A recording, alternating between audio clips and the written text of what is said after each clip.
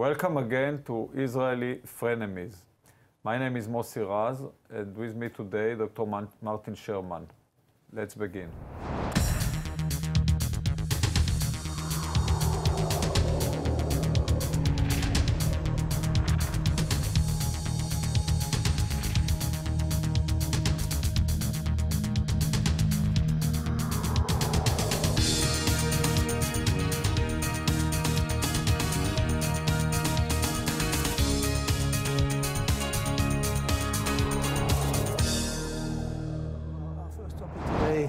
Is a decision by the PLO, the Palestinian Liberation Organization Central Committee, to rescind recognition of Israel and to terminate the security cooperation with the Israeli security services. So what's your response to that? Of course, I don't like it, but I must remember what is really happening. As you have said, there is security cooperation between Palestinian Authority, Palestine and Israel actually in the last 2.5 decades, and this cooperation is very helpful to the Israelis and to the Palestinians. As you mentioned, Palestine or the Palestinian Authority recognize Israel while Israel is not recognizing Palestine. And this this council of the PLO is recommended to the president, that I must say that the president did not accept, at least now, this recommendation. And it's exactly like the Likud Council recommended to, or decided a few months ago to annex the occupied territories to Israel. And of course, none of the Likud parliamentarians, even not one of them, even suggested to do that in the Israeli Knesset. So there are differences between party councils, party decisions, to decisions of the people who are responsible to what's going to be the future, in this case, President Abbas, that go on with the security cooperation with Israel. He even said in the past that this cooperation is holy. Well, you know, he said many things, but and whilst I might agree with you that the decision probably doesn't have any practical force, it certainly reflects the prevailing sentiment in the PLO. And you know, I'm just wondering what has to happen until people, after, as you said, 2.5 decades of failure, of tragedy, of trauma, that this idea of setting up a Palestinian state, what has to happen until people actually abandon it? You know, what would have to happen for you to acknowledge that the idea is not feasible, it's not working, it's not prudent, it's not desirable? Of course, for me, what should happen is changing the policy of all the Israeli governments. No, even not one Israeli government until now, in 70 years of this existence of this state and 51 years of occupation, not even 51 years of occupation? Yes, and not even one Israeli prime minister since Why? 1967, not even one Israeli prime minister, not even Israeli one minister has said that he or she accept Palestinian state in 67 border. This is the price. Everybody knows that. It's 242 or 338. It's a Geneva Initiative. Why would you imagine what we had in Gaza wouldn't happen in Judea and Samaria, and you'd end up with a mega Gaza overlooking Greater Tel Aviv, abutting the Trans-Israel Highway, and commanding the main runway at Ben Gurion Airport? I mean, what could possibly go wrong? But what would have to happen? I mean, you know, let's suppose they do that, and things work out the way that the past precedent indicates would happen. In other words, you will have a giant terrorist state overlooking your main cities. How would you respond to that? What happened in Gaza is an outcome of the right-wing policy. The right-wing government who was in power, Sharon was the chairperson of the Likud. He was elected as the chairperson of the Likud. It's got nothing to do with right and wrong. It's got to do with sensible or not sensible. They decided that they don't want agreement. I don't remember one left-winger not one left-winger voting against it.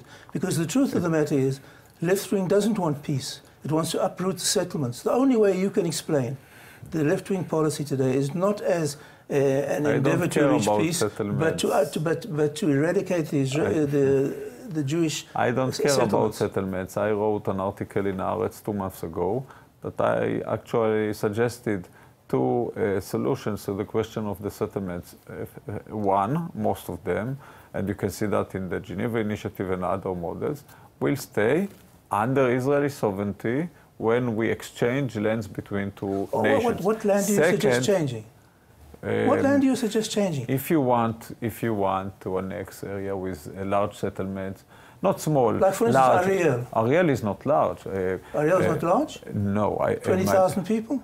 Yeah, but we have settlements with 60,000 and 70,000 people. So you would give like Betar Elit, Ma'ale Adumim, Modi'in Elit. And of course, another difference that Ariel is in the middle of the occupied territory. So I'm asking you, in your vision of the final settlement, Ariel will be where?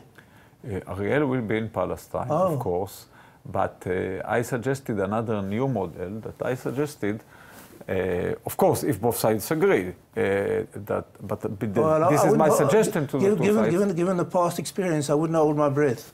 The past experience, Palestinians always agreed to an agreement in 67 borders, while Israel always did not accept. And with good reason. This is okay. Do you really believe? So you change your opinion. It's not that they don't accept; they accept, and we do not because of good reason. Of course, we have some good reasons. We steal all their lands, we steal their water, we take their. That's not true. The water. We enjoy the occupation. We take everything. The water flowed into Israel freely before 67, just as the Nile flows into Egypt. That's the story, and you cannot appropriate downstream consumption. We have quarries. We take even the stones. We stole the lands. You see those settlements. Where are those settlements? They are on state land. What is the state land? A land that the state What was in Judea and Samaria before 67?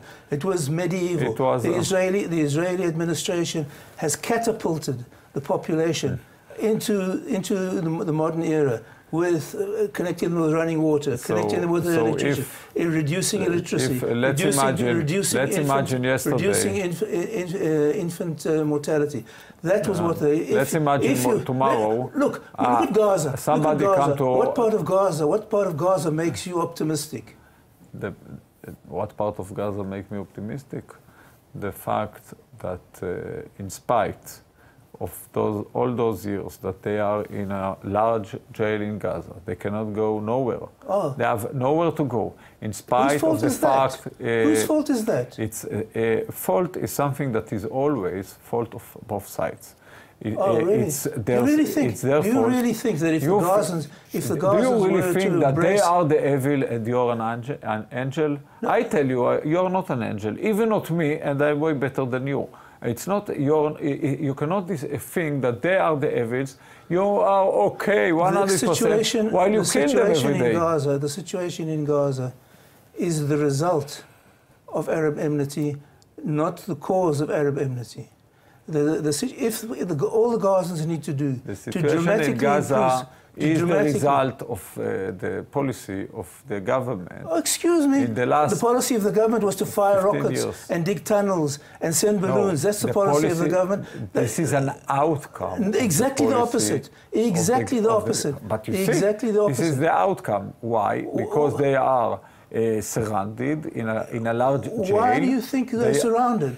What do you think? What do you really think would happen if you allowed the Gazan population to travel freely into Israel? We already know what happened. I didn't say we travel freely. Well, what do you say? But when they used to walk in Israel, the situation was way better.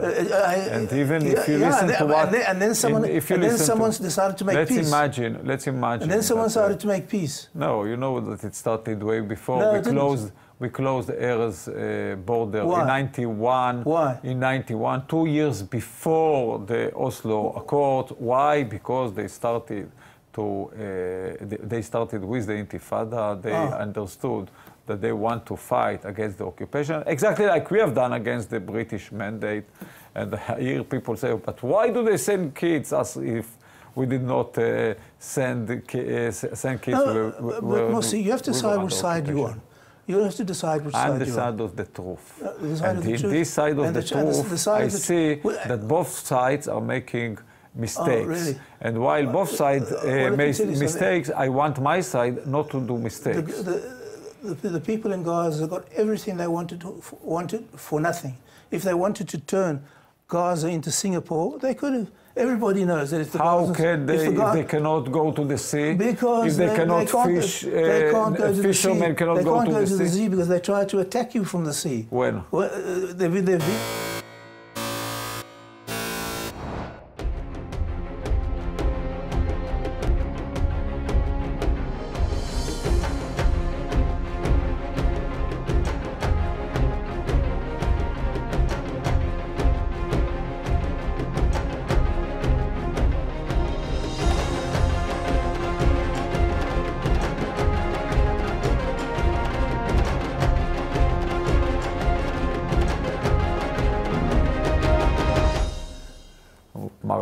Our next topic now officially is Gaza. In the last week we saw missiles from Gaza to Israel, and we saw in the other side of Gaza Israeli attack. We saw in the last week 10 young Palestinians who were killed when they were close to the fence or touching the fence.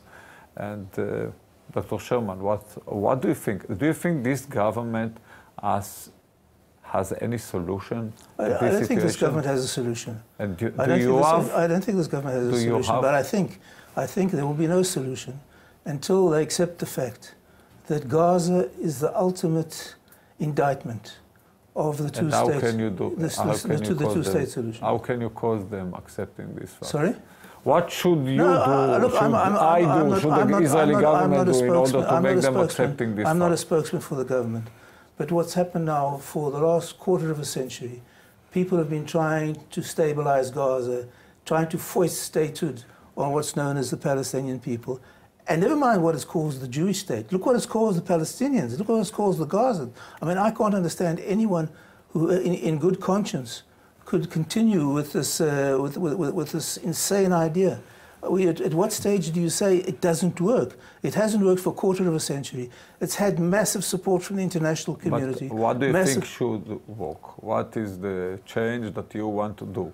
You want Israel to occupy Gaza? Of course. You want Israel to occupy Gaza? The only solution, and you think this the only solution for Gaza, there will be no consensual solution. So there will only be a coercive solution. Did you forget why did we pull out from Gaza? What happened when we were in Gaza? I was injured there. I don't forget the rationale, but I think the rationale of leaving Gaza was wrong. I think it was wrong for Israelis and certainly wrong for Gazans. I think the only way that Israel can determine. So you think the Gazans don't know what is good for them, and they should, you know what? And they should invite Israel to occupy them. Have a look how many they want to leave. What I'm suggesting is that Israel must take over Gaza. The only way that you can determine. Only difference that before they could leave, and now they even cannot leave. Some of them died in the sea, and the Israelis were happy about that. Which part of they want to kill you are you having difficulty understanding?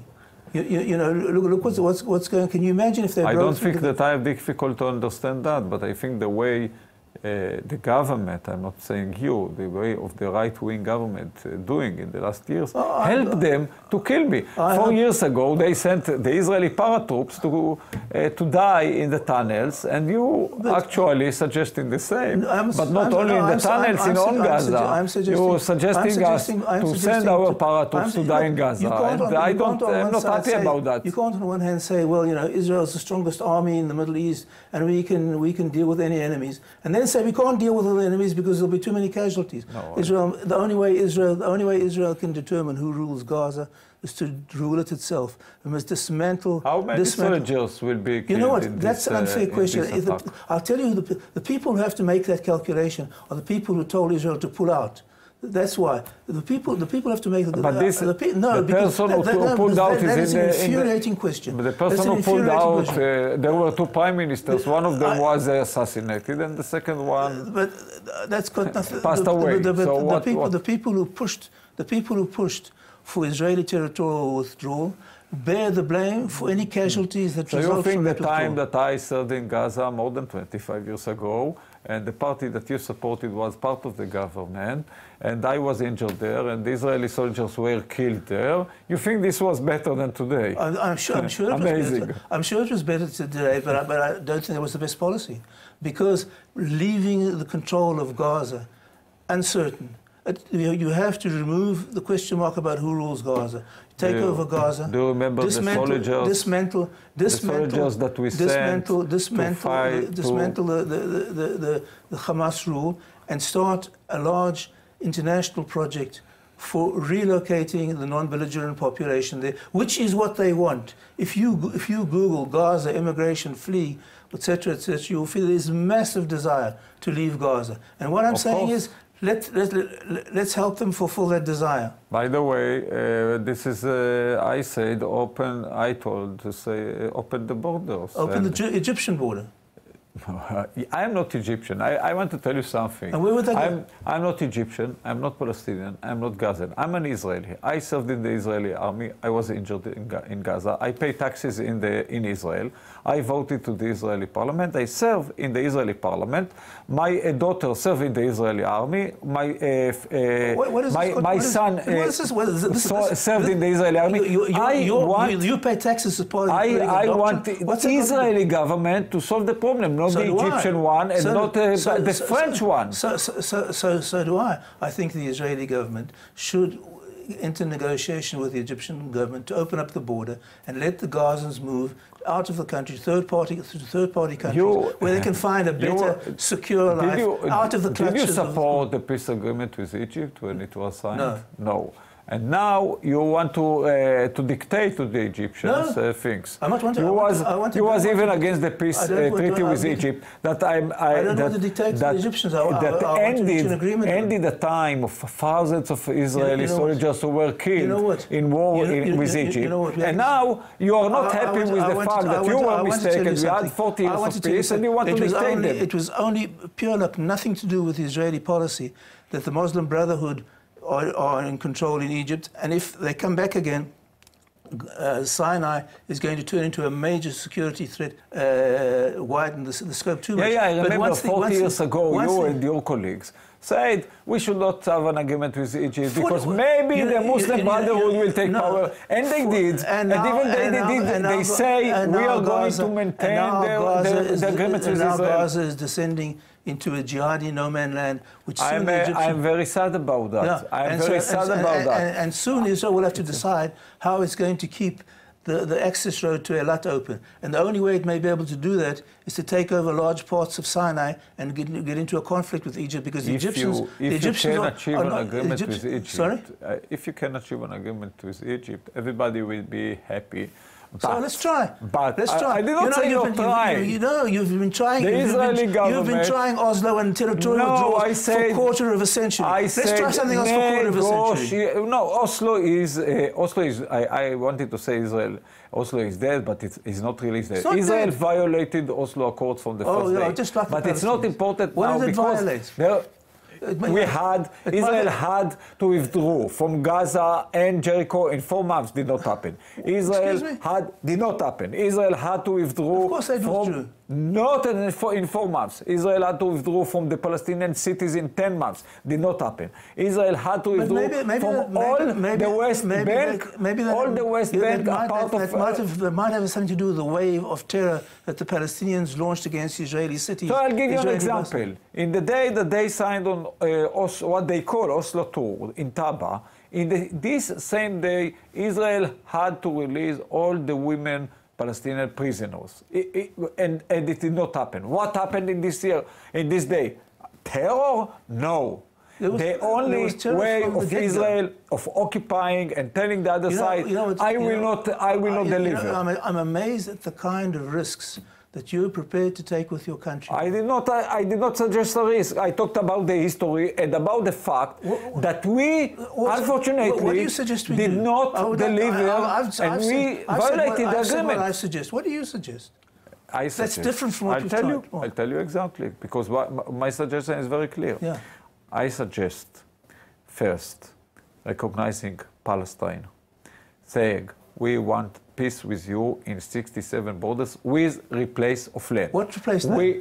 We will give... There's no land... No, if you, for example, if you read the Geneva Initiative, very good suggestion. I think that we can go to international arbitration between us and the Palestinians. Yeah, really. Oh, really? International arbitration? Yeah, really. And how will you enforce that? I don't have to enforce that because... International arbitration on what? On everything, on the basis of the UN resolution, all of them, on the basis of international law, on the basis of the Geneva Initiative, and this on critical parameters, and we can achieve. No, I said with Palestine, with the Palestinian Authority. The same Palestinian Authority. With this part of the 22 states, 22 Arab states, because of Israeli 22 Arab states to say again and again for 16 years. States, like peace. Syria and Yemen and Iraq. I'm not happy Saudi with Arabia. them, but I'm happy with the suggestion. That what? The suggestion is, they have said, if Israel, and yes, the most evil states are.